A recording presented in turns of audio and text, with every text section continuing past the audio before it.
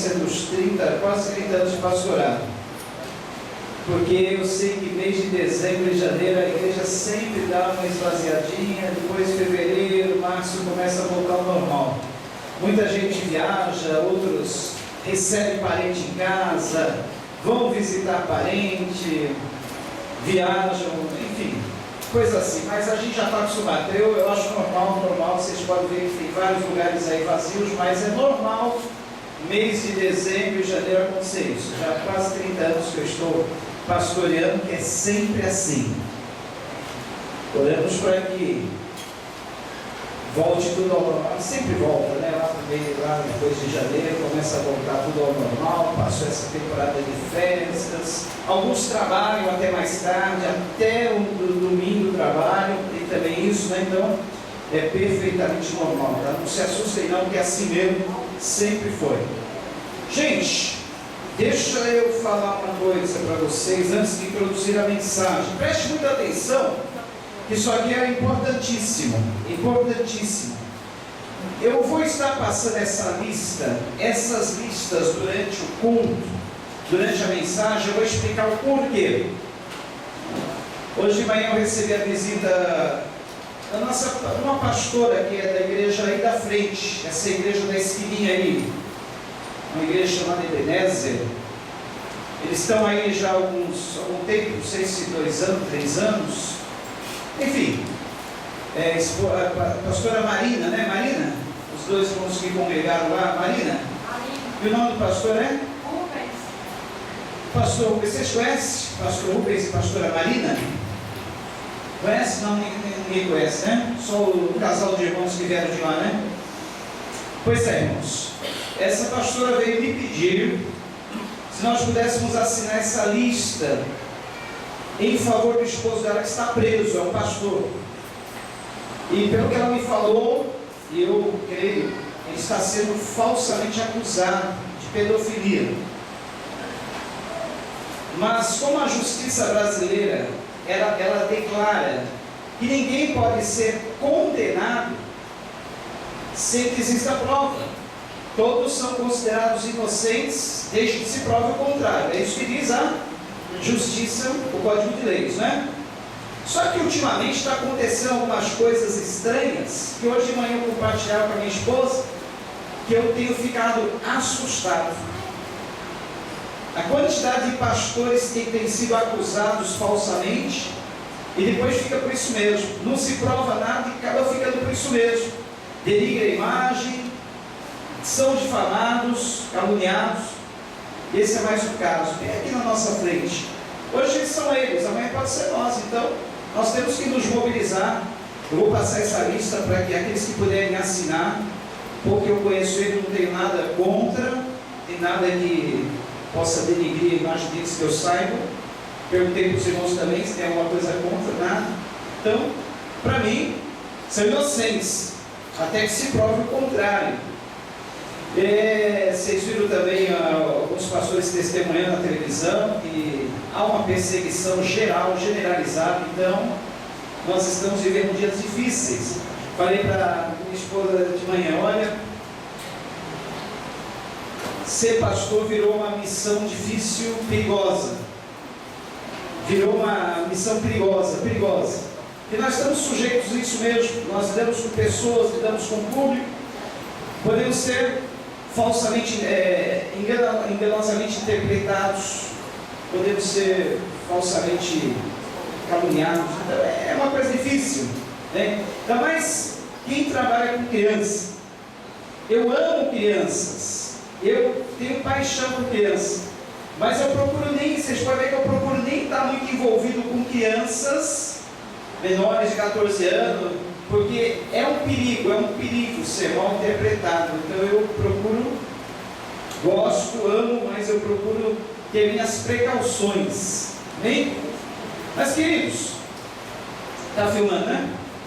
Eu quero novamente reafirmar aquilo que eu tenho reafirmado sempre. Isso pode ser até uma prova amanhã ou depois, tá? Se escutarem alguma notícia, porque a coisa está feia, irmãos, está preta, a coisa está ficando feia demais, não é mesmo? Está difícil. Então, olha, eu quero dizer uma coisa: eu já afirmei, reafirmo mais uma vez, eu tenho meu compromisso com Deus, eu tenho meu compromisso com a minha esposa, tenho meu compromisso com a família. Eu declaro aqui nesta noite, como já declarei e declaro diante de Deus, que se um dia eu tiver que cair, escandalizar a obra do Senhor, que Deus me recolha antes, eu tenho esse pacto com Ele, que eu jamais quero um dia envergonhar o nome do Senhor, envergonhar o Evangelho de Cristo. Eu jamais quero ser motivo de escândalo. Se isso vier acontecer, que Deus tenha misericórdia de mim, Ele que sabe todas as coisas de antemão, Ele recolhe a minha vida, Ele me mate, Ele me leve, mas eu jamais quero cair no pecado que venha escandalizar a igreja do Senhor, a obra de Cristo.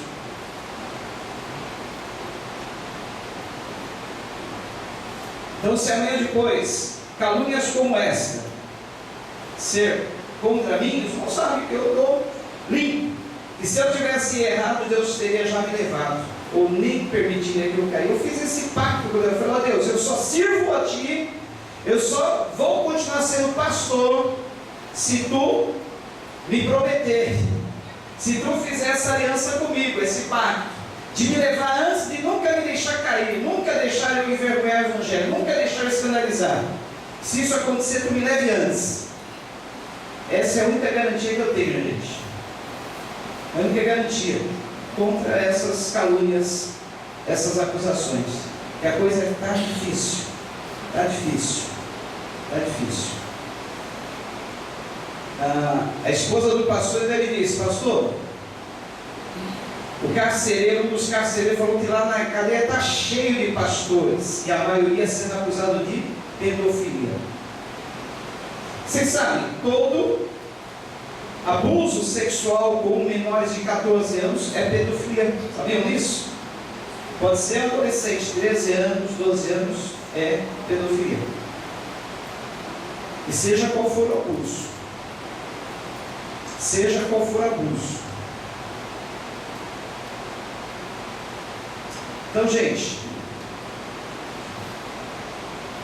vamos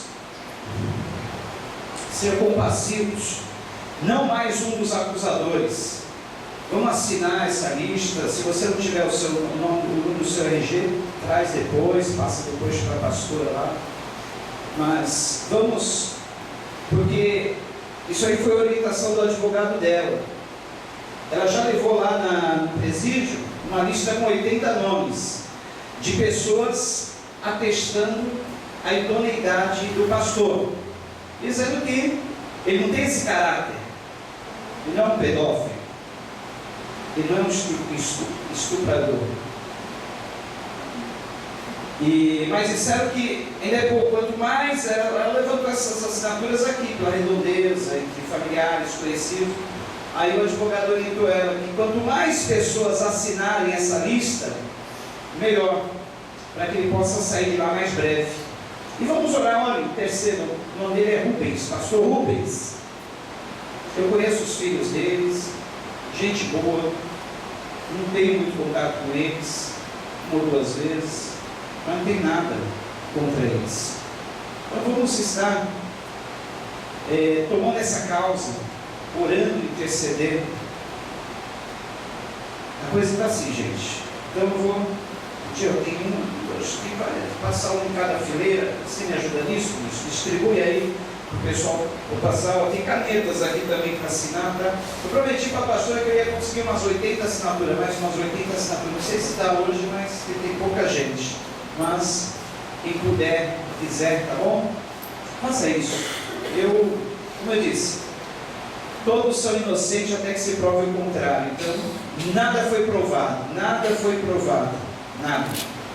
Então, vocês lembram também outros casos de pastores que foram acusados e não se provou nada, e ficou assim, e ninguém mais se falou, depois que estraga a imagem da pessoa, eles soltam e fica por isso mesmo. Então,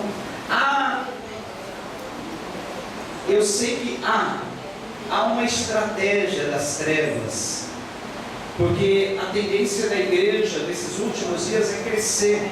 A igreja brasileira, a tendência é esse avivamento. Sempre que há um avivamento, há perseguição. Há perseguição. Então nós temos que estar atentos nisso, amém? Posso contar com vocês então? Amém? Tá? Vamos ajudar aí aqueles que só. Pense no sofrimento dessa esposa, pastora, dos filhos dele. Gente, eu não falei outra. Além do pastor, o pai das 3 moças também está preso. São 3 moças, as acusadoras. 14, 16 e 17 anos. Elas acusam de ser um caso acontecido há 7 anos atrás. E o pai também está preso, porque a esposa, segundo a esposa pastora, a mãe das moças, que é a acusadora, disse que o pastor dava cesta básica para o pai em troca do abuso das meninas.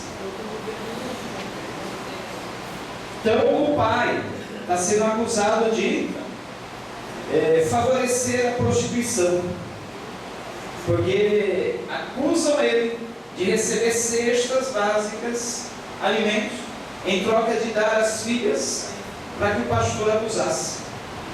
Mas isso eu creio que é uma falsa acusação, gente. Nada há provado, nada. São moças que congregaram lá com eles, tudo mais. E disse que isso aconteceu há 7 anos atrás, mas eu não creio que seja verdade. Então, até que se prove o contrário, toda pessoa é inocente. Se alguma coisa tiver que ser provada, Deus vai trazer à tona. Se ele tiver que ser inocentado, também será. Amém? Mas nós temos que fazer a nossa parte. Se nós não temos nenhuma prova que isso é verdade, e nós não temos, nem temos, ele não merece ser acusado injustamente. Amém, queridos? Então essa é a situação. Ore por esse pastor, ore pelo pai das moças. Segundo disseram, a gente boa mesmo, tem boca para nada esse pai, e foi acusado dessa forma.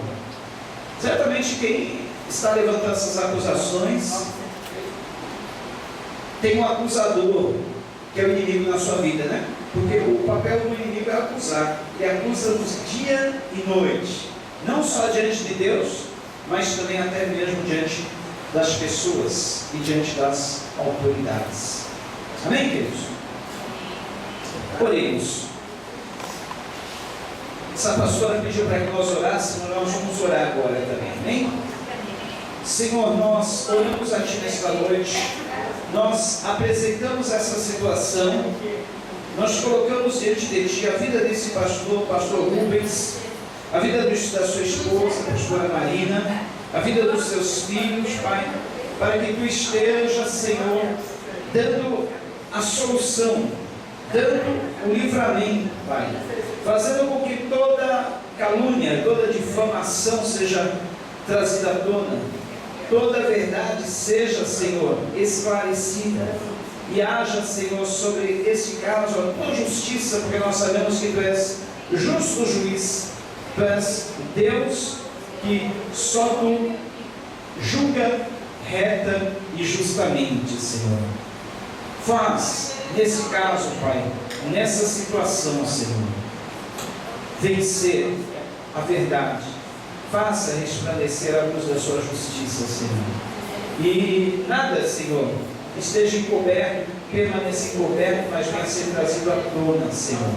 Senhor, nós colocamos a situação da igreja brasileira nas tuas mãos, sabendo que a igreja, a tua igreja, vive um momento, Pai, entre o momento atual e um grande avivamento, Pai, está para vir. E enquanto esse avivamento está prestes a acontecer, nós sabemos que a perseguição, ela acontece. E a perseguição tem sido grande, Pai. Então que Tu esteja tendo misericórdia, não só desse pastor, mas de outros que também têm sido acusados, outros que têm sido lançados nas grades, na cadeia, outros que estão em situações difíceis, outros que estão passando perseguições, calúnias, difamações, Pai. E nós pedimos, Pai, Que a tua palavra possa ser pregada sem detência, a tua palavra possa ser pregada sem impedimento, Pai. Que nós estejamos protegidos debaixo da tua graça, debaixo das tuas mãos, debaixo do teu poder, Pai. Para que assim, Senhor, a tua igreja prevaleça contra todas as obras infrutuosas das trevas, Pai. Em nome de Jesus, Senhor. E nesta noite, Pai, a tua palavra possa cair, a boa semente da tua palavra possa cair no nosso coração e produzir os frutos para a qual ela está proposta.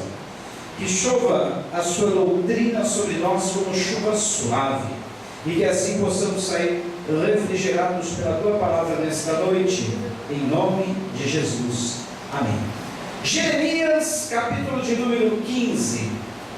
Nós vamos ler os versículos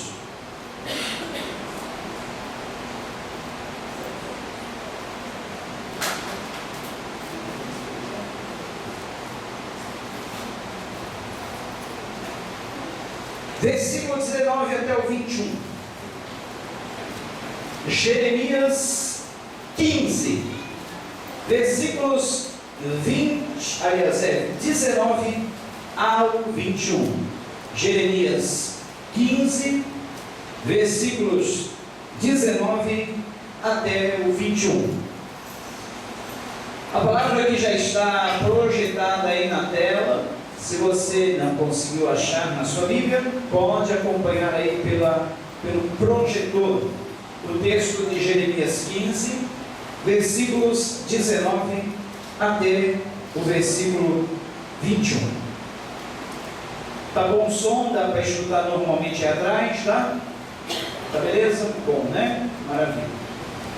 Todos acharam? Posso ler? Vou ler. Portanto, assim diz o Senhor: se tu voltares, então te trarei, e me servirás. Se apartares o precioso do vil, serás o meu porta-voz. Tornem-se eles para ti, mas não volte tu para eles. Eu te porei contra este povo, como forte muro de bronze.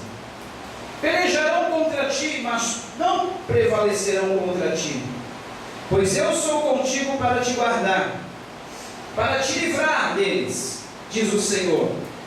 Arrebatar-te-ei das mãos dos malignos, e livrar-te-ei das mãos dos cruéis. Amém?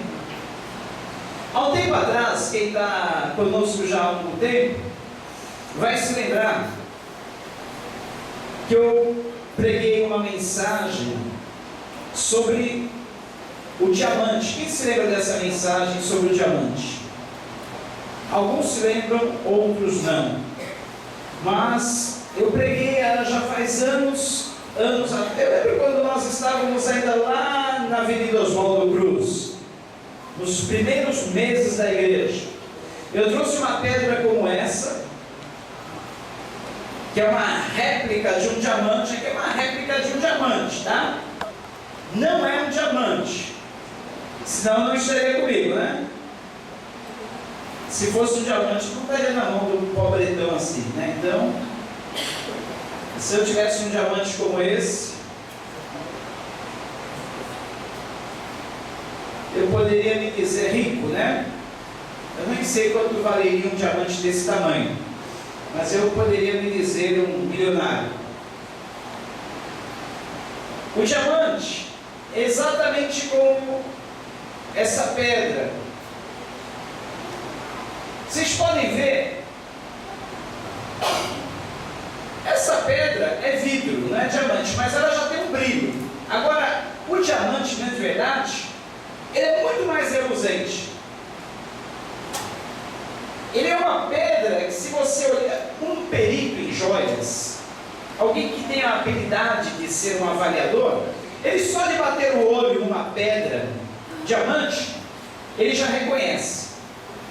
Uma das peculiaridades do diamante é que ele resplandece de uma tal forma que é como se milhares de incandescentes estivesse faiscando dentro dele. Mais ou menos isso. Ele emite cores, ele emite raios de luz, mais ou menos assim, porque a pessoa conhece só de ver ele, uma pedra como essa resplandecer. Se vocês quiserem ver, vou passando aí, vocês dão uma olhadinha como que é um diamante. Mas vocês sabem que o carvão e o diamante, eles têm a mesma origem? Sabiam disso?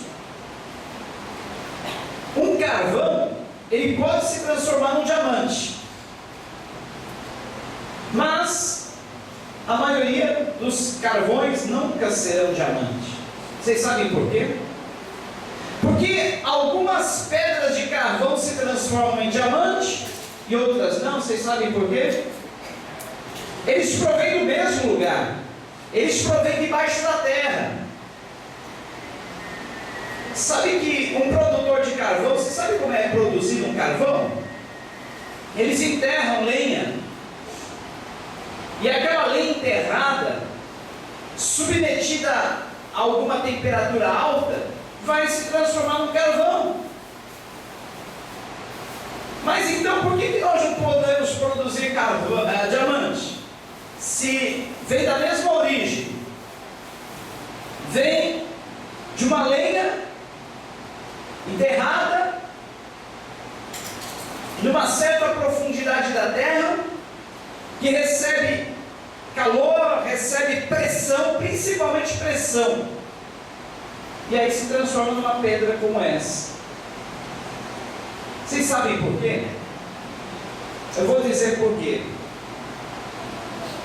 O carvão, ele só não se transforma num diamante quando não se completa o tempo, o ciclo dele permanecer submetido àquelas altas pressões e temperaturas do meio da terra. Ou seja, o carvão geralmente é tirado antes daquela pressão que ele está sofrendo embaixo da terra. O carvão é tirado antes daquela alta temperatura, o transformar num diamante, porque isso é um processo que leva, olha, muito tempo, muito tempo. É por isso que se nós quiséssemos produzir um diamante, com certeza nós não veríamos esse carvão ser produzido, transformado em diamantes. Talvez nossos filhos não veriam, talvez os nossos netos não veriam, porque olha, precisa de anos, talvez séculos, para que isso aconteça, dependendo das condições do ambiente onde esse carvão está submetido a essas temperaturas. Agora, se esse carvão ou esta matéria-prima que é transformada em diamante, ele continuar por muito tempo sendo submetido a essas pressões, a essas altas temperaturas, e tudo aquilo que ele precisa para ser transformado em diamante vai acontecer, mas senão não. E quando isso acontece, essa pedra que foi submetida a uma temperatura alta, a pressões elevadíssimas, essa pedra passa a ter um valor inestimável, porque é uma das joias mais raras e cobiçadas no mundo. Só um pedacinho dessa pedra diamante, ela já custa uma fortuna. Imagine uma pedra maior. Imagine. Agora, o que faz o diamante ser tão precioso? Em primeiro lugar, é a raridade. Tudo que é raro é precioso, né? Tudo que é raro tem mais valor. Tudo que é raro. O diamante é raríssimo, porque ele passa por um processo que não é fácil. Uma pedra ser transformada num diamante não é fácil. Mas quando isso acontece, passa a ter um valor muito grande, por causa da sua raridade, por causa da sua singularidade, porque são poucos. Vocês sabiam que uma pedra diamante, ela só pode ser cortada por um outro diamante? Ela tem uma rigidez, ela tem uma durabilidade tão grande que ela só pode ser cortada por outro diamante. E vocês sabiam que a pedra diamante, ela reflete luz como nenhuma outra pedra pode refletir? Agora, pense bem, se uma pedra se torna preciosa por causa da sua raridade, o segundo motivo por que uma pedra é preciosa é o seu valor, e o diamante tem um alto valor, muito grande. Agora tem uma coisa, o diamante, mesmo sendo raro, mesmo sendo precioso, mesmo sendo essa pedra que ele só adquire o seu valor se ele for bem lapidado. E nem todo lapidador sabe lapidar uma pedra diamante. Vocês sabiam que uma pedra como essa aí que está passando por vocês, ela veio de uma outra pedra maior. E dessa pedra aí, outras menores podem ser extraídas. Só que tem um segredo. O diamante, para ser cortado e ficar exatamente nesse formato, o lapidador precisa acertar no ponto certinho. Se ele errar 1 milímetro, ele tem uma ferramenta que é um objeto pontiagudo e um martelinho. Por exemplo, ele pega uma pedra desse tamanho, ele quer transformar em várias pedrinhas para ser colocada em anéis.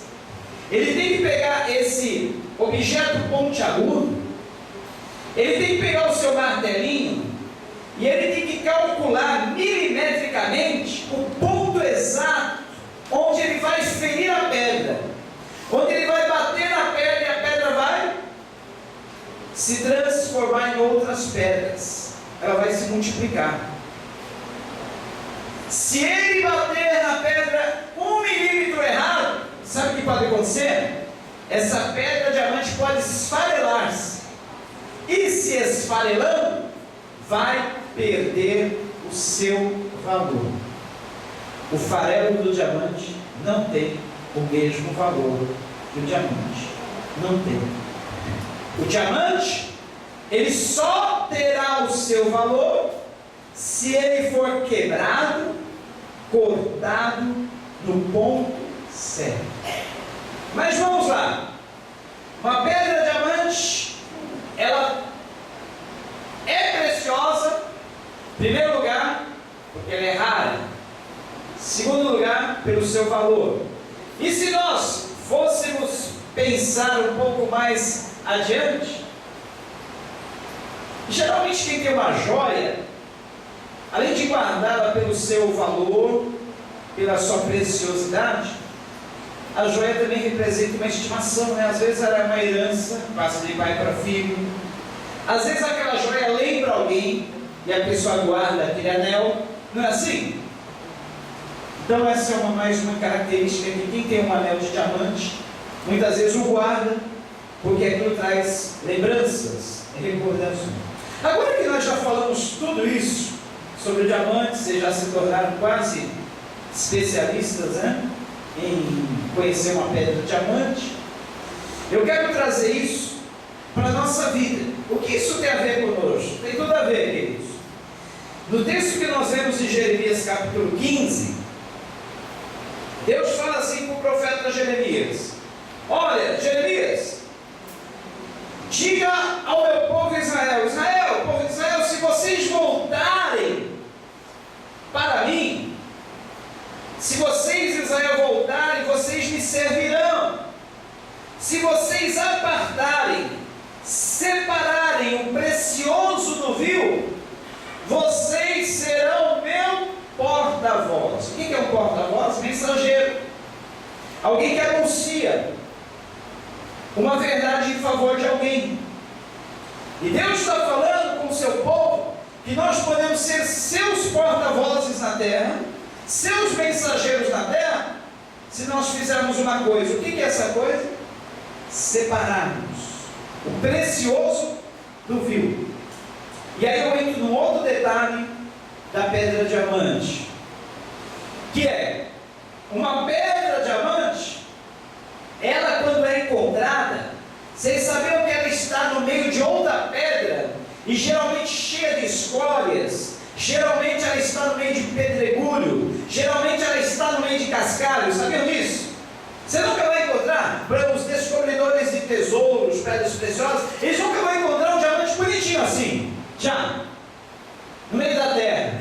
Não, eles geralmente encontram uma pedra grande, um grande cascalho, e eles vão examinar esse pedaço de pedra, esse cascalho, no meio de um monte de entulho, e eles vão dizer: olha, talvez aqui tenha algum diamante. Eles vão começar a quebrar, revirar, fuçar, esmiuçar. E nessa de esmiuçar aquela pedra grande, eles estão fazendo o quê? Separando o cascalho, separando do precioso o vil, o que não tem valor. Exatamente isso que Deus manda o profeta Jeremias dizer ao povo de Israel: olha, Israel, vocês são preciosos para mim, mas tem uma coisa: separem da vida de vocês aquilo que é vil, aquilo que é sem valor, aquilo que é reles, do precioso. Eu quero da vida de vocês o que é precioso. E para isso acontecer, tem que haver uma separação. Nós vivemos no meio do mundo, como eu já estava falando, pecador, pecaminoso, mundo corrompido, mundo traiçoeiro, mundo de podridão. Nós estamos dia a dia envolvidos no meio dessa sujeira, dessa podridão. Temos que sair ilesos, temos que sair separados de toda essa sujeira, cascalho, imundície, porque senão nós nos tornamos igual a todo mundo, sem diferença, sem nada que nos torne precioso. O diamante, ele só se torna precioso porque ele é separado daquilo que é vil, daquilo que é sem valor, daquilo que é cascalho, pedregulho. Sabe o que é isso na nossa vida? É o pecado, é a sujeira, as imundícias da vida, é a mistura com o mundo. E Deus manda que a gente nos apartemos disso. Olha, se vocês, povo meu, apartarem o precioso do vil, vocês serão meu porta-voz. Meu porta-voz. Olha que honra para nós sermos porta-vozes de Deus nesse mundo, mensageiros de Deus, aqueles que levam a mensagem de Deus para esse mundo. É uma honra. Vocês podem ver, todo presidente, governador, autoridade pública, quando eles têm um cargo alto, eles têm um porta-voz. Nem sempre eles aparecem se pronunciando na mídia, na rede de televisão. Geralmente, eles têm um porta-voz. Dependendo do assunto, eles colocam o porta-voz para se pronunciar. E a palavra do porta-voz é a palavra daquela autoridade. Ou seja, se nós somos porta-vozes de Deus, a nossa palavra é a palavra de Deus. A nossa voz é a voz de Deus. Está aqui, voltou para mim a pedra, réplica de um diamante. Não um diamante, mas é uma réplica, né? Seria perfeita se tivesse o mesmo brilho, o mesmo resplendor, mas não tem. É bem diferente, bem diferente. Ela, se olha nela assim, ela está faiscando luz. É tão linda. Então, gente, só que para nós sermos esses porta-voz de Deus, precisamos separar o precioso do... Dá nem para imaginar que uma pedra assim, supondo que fosse um diamante, ela já tivesse sido parte de um cascalho, parte de um pedregulho qualquer, mas é exatamente isso que acontece mesmo. Ela está no meio de um pedregulho, está no meio de um cascalho, está no meio de tanta história. mas ela sendo separada, lapidada, porque depois de ser separada ainda tem que ser lapidada, ela se torna brilhante. Brilhante. Nossa Deus. Então Deus quer que nós nos separemos daquilo que viu réis sem valor, para sermos preciosos para Deus, seus porta-voz. Aí, Deus continua dizendo ao profeta Jeremias: Jeremias, diga para o meu povo: tornem-se eles para ti, mas não voltes tu para eles. Tornem-se eles para ti, mas não volte tu para eles. Quer dizer o quê? No meio do mundo aí fora, no meio das outras pessoas, quem tem que influenciar somos nós, é você, nós, é a igreja. Nós temos que ser a influência e não os influenciados. Sabe qual é a diferença entre ser influência e ser influenciado? É as pessoas aderirem aos seus costumes, as pessoas aderirem ao seu estilo de vida e não você aderir ao estilo de vida das pessoas, ao modismo do mundo, aos costumes do mundo. Eles que têm que aderir aos seus costumes. É você que tem que influenciar. É você que tem que ser o sal. Sabe por que nós somos sal da terra? Porque nós damos sabor, nós salgamos. O sal é uma influência. O sal influencia a comida, dando um sabor diferente. A comida sem o sal é outra comida. Mas se o sal influenciar a comida, ele vai dar o seu sabor à comida, não deixar a comida sem o sabor. E é isso que nós precisamos ser nesse mundo, ser o sal da terra. Agora a pergunta que eu faço para mim, faço para você, faço para nós: será que temos sido influenciado, ou temos nos deixado? Será que nós temos exercido a nossa influência, ou temos deixado nos influenciar? Sermos influenciados. Eu já vi muita gente, agora nós já estamos entrando no novo ano, muitos talvez vão sair do colegial e ir para uma faculdade, outros resolvem começar a estudar esse ano.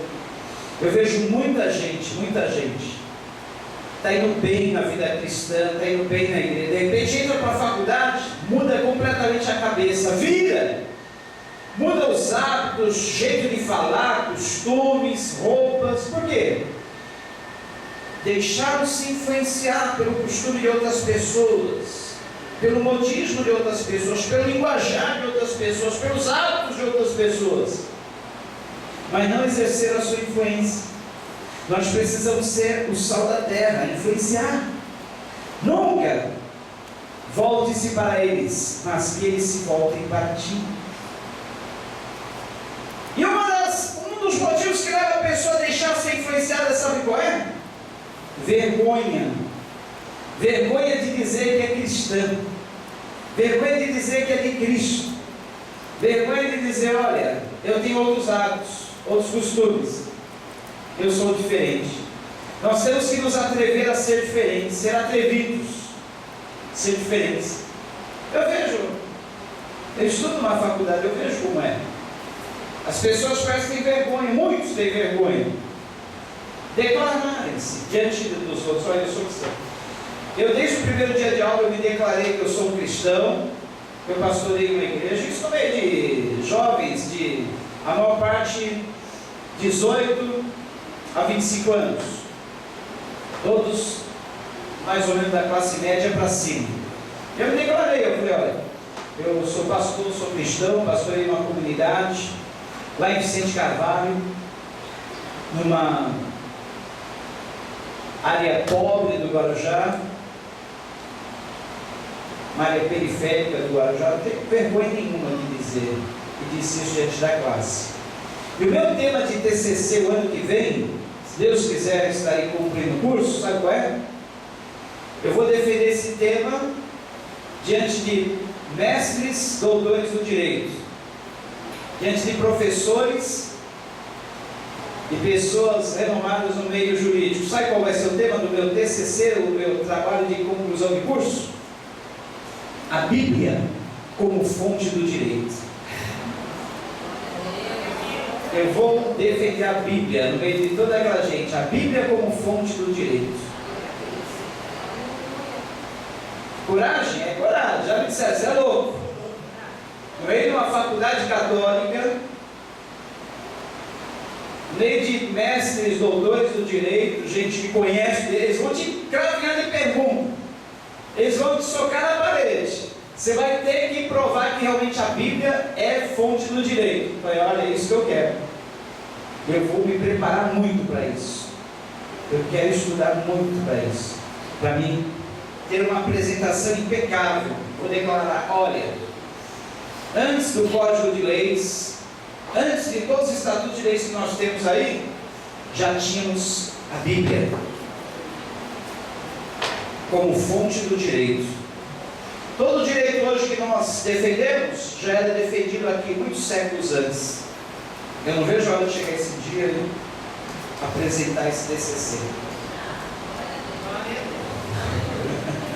E depois eu vou dizer para vocês como foi. Olhem por mim, porque não é fácil, não é uma tarefa, mas eu vou vencer. Precisa ter coragem para ser diferente? Precisa, porque é como se nós estivéssemos andando na contramão do mundo. Quem já andou numa contramão numa avenida? Gente, é terrível, né? Quando você descobre que está numa contramão, dá um medo, um pavor, você quer voltar de todo jeito. Você fala, ai meu Deus, se agora vem o carro todo Uma vez eu lembro que eu fui para São Paulo, Santo Amaro, e eu conhecia bem as ruas de São Paulo, até um tempo atrás, tanto ficar distante de lá e mais aqui, um dia eu acabei me confundindo. E eu entrei numa rua movimentadíssima, numa avenida perigosíssima, a toda, na contramão. E eu estava indo, tranquilo. Quando eu percebi, meu Deus, e agora? Primeira coisa que vem a ver, e se o guarda pegar? Segundo, e se vier um carro contrário? Andar na contramão não é fácil.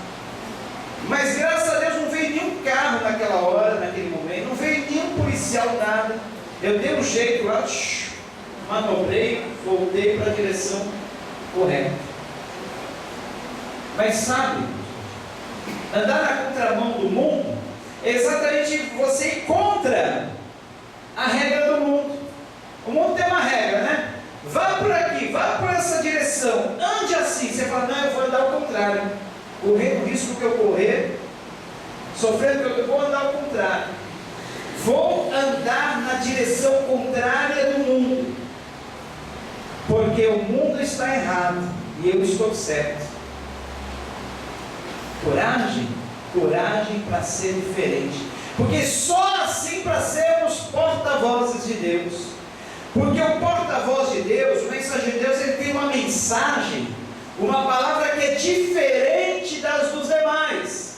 O mundo tem palavras pessimistas, o mundo tem palavras somente críticas, o mundo tem palavras depravadas, o mundo tem palavras que não edificam, não somam, não acrescentam nada na vida de ninguém. Vocês podem ver pela música. Hoje em dia, quais são as músicas que fazem mais sucesso? Aquelas que têm menos mensagem, ou que têm as mensagens mais pobres ou podres possíveis, não é assim? Quer ver algo fazer sucesso? É ser porcaria. Bota uma porcaria de uma música para rolar, ela vai se tornar um sucesso. Por quê? O mundo se identifica com isso. O mundo se identifica com aquilo que é podre. O mundo se identifica com aquilo que é corrupto. O mundo se identifica com aquilo que é sujo, porque está na sujeira, na corrupção, na podridão. Mas aquele que é porta-voz de Deus, não. A música dele é diferente, a música dele tem uma mensagem. A palavra dele é diferente, a palavra dele é uma mensagem que vai encorajar, que vai trazer ânimo, que vai trazer esperança, que vai trazer fé, que vai acrescentar. Já o mundo não. Mas só que para nós sermos esses porta-vozes de Deus, temos que estar separados do mundo. Separados. Aí o profeta Jeremias continua dizendo assim: olha, eu vou te pôr contra este povo, como um forte muro de bronze.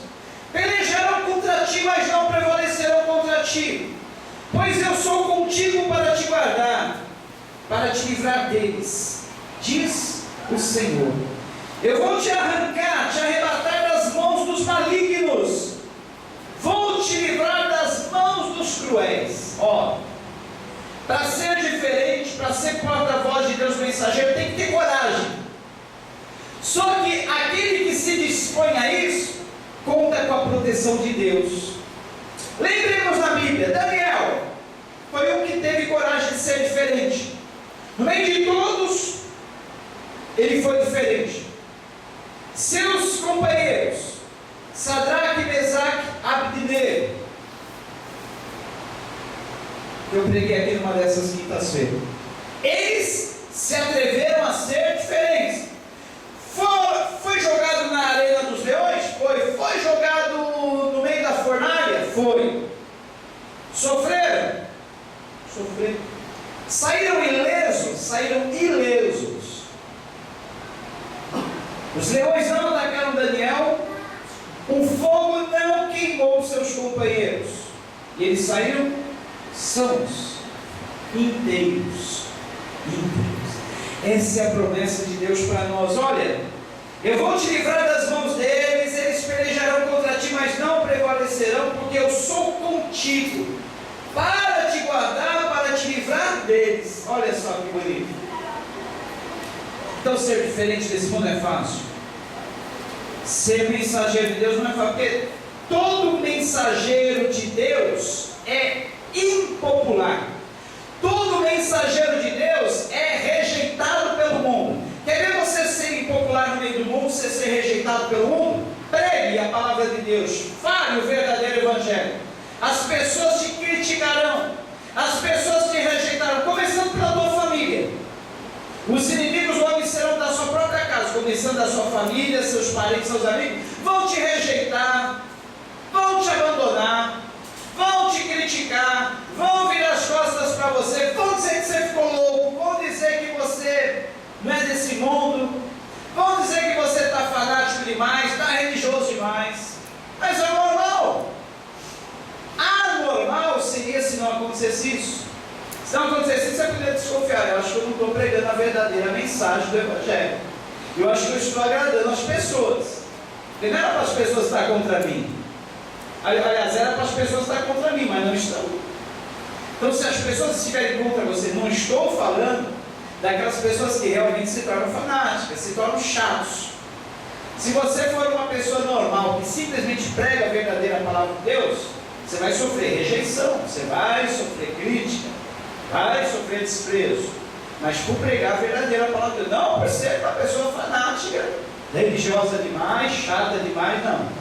Você vive normalmente, você está no meio das pessoas, mas você não se mistura com os costumes das pessoas, você não fala a mesma linguagem delas, você não tem os mesmos hábitos, e você fala a verdade, a palavra não tem que ser falada. Não toda hora, todo instante, sendo chato, perturbar as pessoas, não. No momento certo. Tipo, final de ano agora. Bebe aí, cara. Você não bebe? Não, bebe um golinho aí, o que tem? Já sei, seu pastor não deixa. Eu tá vendo aí que pode beber. Ah, já sei que a religião da igreja não permite, né? Não, você simplesmente vai dizer, olha, cara, uma vez eu saí dessa assim, eu fui comprar um espetinho de carne, e ali tinha uma rodinha, os caras bebendo cerveja. No meio deles tinha algumas pessoas que eu conhecia e me conheciam. Aí eles fumando, bebendo cerveja. Ô pastor, aí, toma um golinho aí com a gente, fuma aí com a gente. Olha, eu só falei assim, interessante, né? Aí, vocês já viram algum cachorro beber bebida alcoólica ou fumar? Eles pararam. Não, a gente nunca viu.